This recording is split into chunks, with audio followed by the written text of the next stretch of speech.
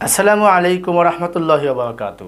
আওয়ামী লীগের প্রেসিডিয়াম সদস্য ও সাবেক নৌপরিবহন মন্ত্রী শাহজাহান খানকে গ্রেপ্তার করেছে ঢাকা মহানগর পুলিশ। গ্রেপ্তার করেছে ধানমন্ডির একটি বাসা থেকে। দর্শক, এ বিষয়ে নিশ্চিত করেছেন ডিএমপি অতিরিক্ত কমিশনার রেজাউল করিম মল্লিক। তার বিরুদ্ধে একাধিক মামলা রয়েছে, আদালতে উঠানো হয়েছে এবং রিমান্ড মঞ্জুর করেছে 7 দিনের। দর্শক, এই যে শাহজাহান খান সহ আওয়ামী লীগের যে সমস্ত নেতৃবৃন্দরা ছিলেন, যে সমস্ত এমপি মন্ত্রীরা ছিলেন, তারা কত দাপটের সাথে জীবনযাপন করেছেন, কত দাপটের সাথে এই দেশকে চালানোর ব্যবস্থা করেছিলেন, কত দাপটের সাথে মানুষের সাথে তারা ওঠা বসা করেছেন, যেটা আপনি ভাবলে অবাক হয়ে যাবেন। আপনারা এটা বিস্তারিত বুঝতে পারবেন যারা ভুক্তভোগী, তারা যদি দেখে থাকেন, তাদের মনের কথাই হয়তো বলছি, এরকমভাবে আপনাদের মনে হবে। আপনাদের মনে হবে যে সমস্ত দুর্নীতিবাজদেরকে গ্রেপ্তার করেছে পুলিশ, এই সমস্ত ব্যক্তিরাই, এই শাহজাহান খানরাই আপনার কি করেছে, ফোন করেছে এটি আমার লোক, পুলিশকে বলেছে ছেড়ে দাও, ছেড়ে দেন এই কথাটুকু বলেননি, বলেছেন ছেড়ে দাও, এটি আমার লোক। তাহলে যত দুর্নীতি তারাই দেশে লালিত পালিত করেছে। আপনারা জানেন এরা কত সম্মানিত ব্যক্তি, তাদেরকে দেখলে রোড থেমে যেত, থমকে যেত মানুষ, গাড়িগুলোগুলো সরিয়ে দিয়ে দেওয়া হতো। কারণ কি, নৌপরিবহন মন্ত্রী শাহজাহান খান যাচ্ছেন। কে যাচ্ছেন? সালমান এফ রহমান যাচ্ছে। ওই যে দরবেশ বাবার কথা আমরা শুনেছিলাম, এরকমভাবে আরও পলক, আনিসুল হক সহ যে সমস্ত এমপি মন্ত্রীরা এখন চার দালানের কোঠা বাড়িতে বেড়াতে গিয়েছেন শ্বশুরবাড়ির ভাত খেতে, এরকমভাবেই তাদের জীবনযাপনটি এমনভাবে চলছে, বিলাসবহুল গাড়ি, বিলাসবহুল বাড়ি, তাদের কতভাবে যে তাদের জীবনযাপন, এটা বর্ণনা করার মতো নয়। আজ তারা কিভাবে অপদস্থ, লাঞ্ছিত, অপমানিত হচ্ছে সমাজের মানুষদের কাছে, এদের নামগুলোও মানুষ শুনতে পায় না। দর্শক, এই রাজনীতিগুলো করে লাভ কী?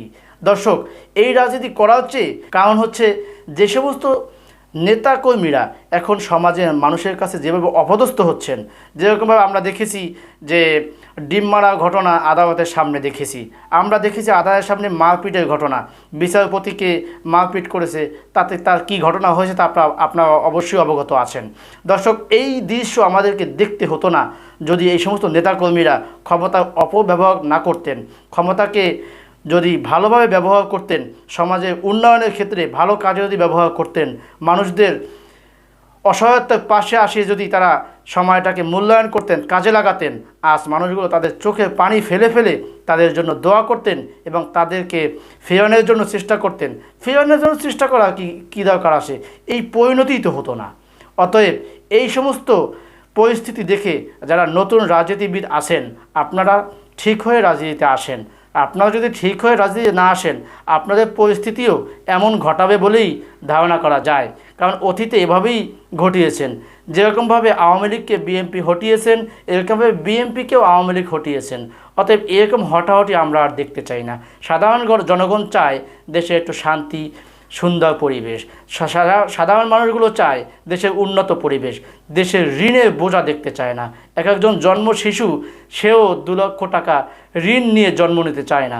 তারা চায় দেশের শান্তি, দেশের সম্প্রীতি, দেশের সৌন্দর্যতা বিশ্বের মধ্যে ফুটিয়ে উঠুক, এই কামনা সবাই করে সাধারণ জনগণ। রাজনীতিবিদরা স্বার্থের লোভে রাজনীতি করলেও সাধারণ জনগণ এক একটা সরকারকে ভোট দেয় স্বার্থের লোভে নয়, দেশের উন্নয়নের ক্ষেত্রে। তাই আমরা নতুন করে যারা দেশে আসবো নেতৃত্ব দেওয়ার জন্য, তারা যেন এই অতীতগুলো দেখে শিক্ষা পাই। আমরা যেন ক্ষমতা পেয়ে যেন অতীতকে ভুলে না গিয়ে, আমরা যেন অতীতকে মনে রেখে আমরা যেন পথ চলতে পারি, এই আশাবাদ ব্যক্ত করি আজকে বিদায় নিচ্ছি।